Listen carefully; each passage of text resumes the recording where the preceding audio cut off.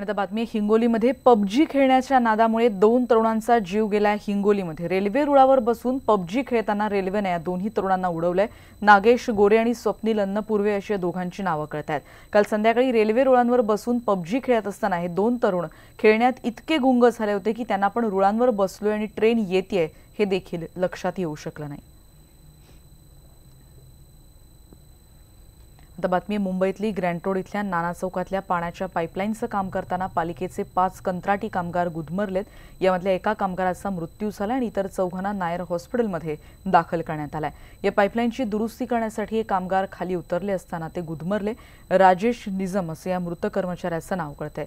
उमेश पवार, शांताराम भाकटे, सुरेश पवार, बाळासाहेब भावरे यांना नायर हॉस्पिटलमध्ये दाखल करण्यात आलंय।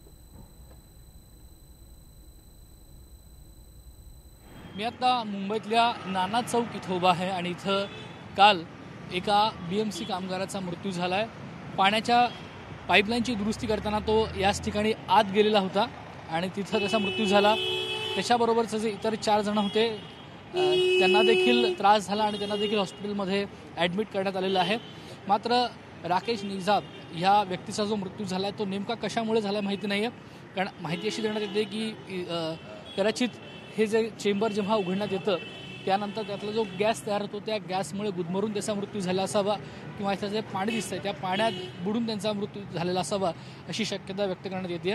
सुरुवातीला राकेश आणि अजून एक व्यक्ती आत गेले होते, 2 जण गेले होते। मात्र 2 व्यक्ती हे कामगार लवकर वर न आल्यामुळे आणखीन 2 जण आत गेले आणि त्यानंतर एक व्यक्ती आत गेला। इतर 4घांनाही इथं त्रास झाला।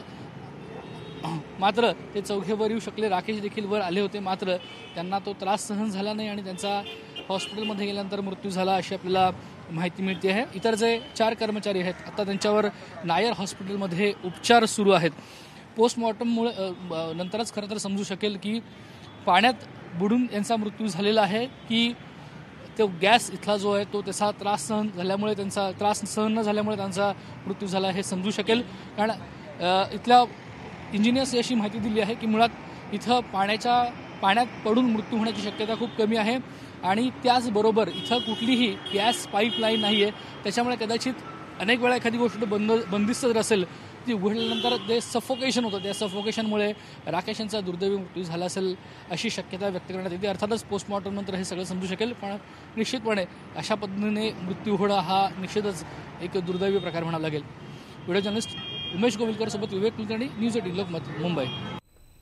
आणि बातमी आहे दादरची। पश्चिम रेल्वेच्या दादर फुल मार्केटमधल्या पुलाला जोडणारा रॅम्प आणि जिना तात्पुरता बंद करण्याचे आदेश देण्यात आले। 17 मार्चपासून 29 मार्चपर्यंत हा जिना बंद असेल। सीएसएमटी रेल्वे स्थानका शेजारचा पादचारी पूल पडल्यानंतर प्रशासनाला आता जाग आली असं म्हणावं लागेल। आता दुरुस्तीच्या कामासाठी दादर पश्चिम रेल्वेच्या प्लॅटफॉर्म नंबर 1 वरून फुल मार्केटच्या पुलाला जोडणारा रॅम्प दुरुस्तीसाठी बंद केला जातोय।